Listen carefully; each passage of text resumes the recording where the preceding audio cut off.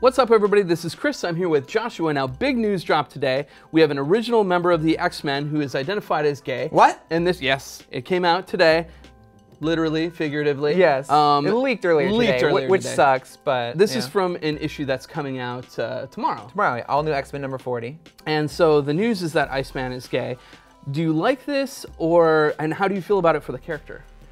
I don't feel like it fits Iceman to be gay because he's had a long history of romances. He's a very confident straight man with genuine romances that I believed in, like everyone I've read.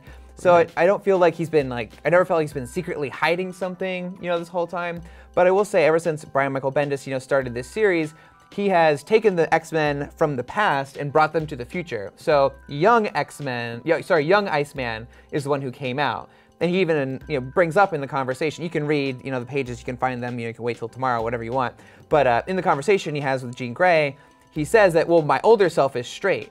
Right. So it brings up the question, did this past version have new experiences that made him gay? Sort of by, nurture argument? Or has older Iceman always been gay and he's repressed it? Do you think this is Bendis' take on what it means to be gay? Or do you think it's just, this is serving the story? It's hard to say, without reading it. We've only read, one chapter of what we're assumingly is a longer story, right. and he's actually wrapping up his X-Men run next month, I believe. So, we don't really know where this is gonna go. So it's cool, high-profile character is gay, but we're just feeling like this doesn't maybe fit this particular character. And of course I would want to read Bendis' entire story. I can't judge it on the opening chapter, obviously. And it's only like a 4-page passage that we've read, and it's kind of like, he doesn't even come out. It's basically Jean Grey who's always there poking around in everybody's brain. Yeah, it's been sort of an arc of hers that she has been, using her psychic powers against people's permission to read their thoughts. Way to go, Jean. Yeah, God, so nosy. And this is just yet another incident of that. And she brings it up to him. On one side, I would never, in high school, people would come up to me and just ask me, in a class full of people, would be like, "Are you gay?" And I'd be like, "No!"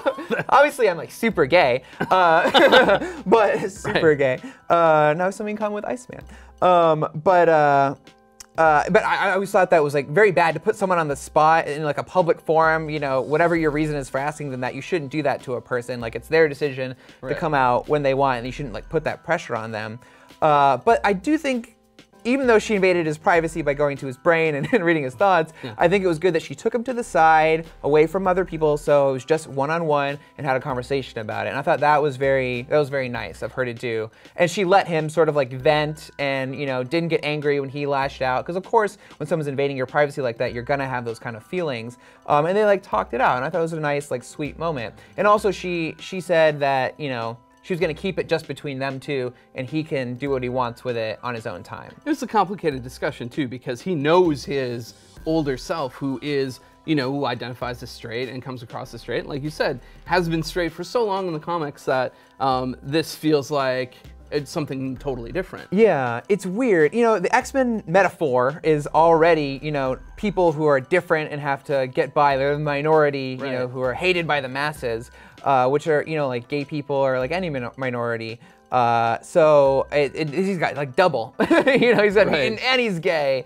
And I also think it's interesting is that the original Iceman grew up in a time where, gay people weren't as accepted, but today it's it's nothing. It's who cares? It's a top comment on the story right now. You wouldn't actually see, in the 60s, any character identify as gay, because it just wasn't in the media the way it is now.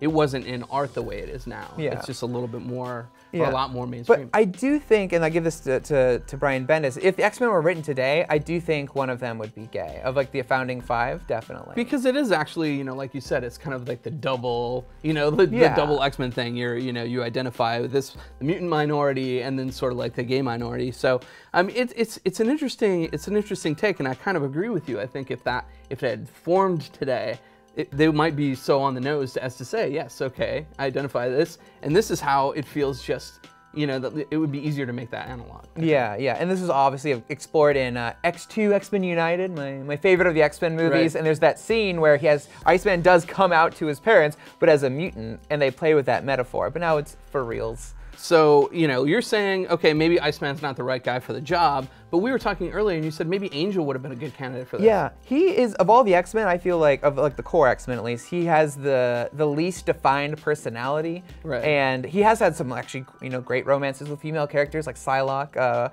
But I feel like if he is, there's not really much going for him, so I thought it might be a new interesting fold for him.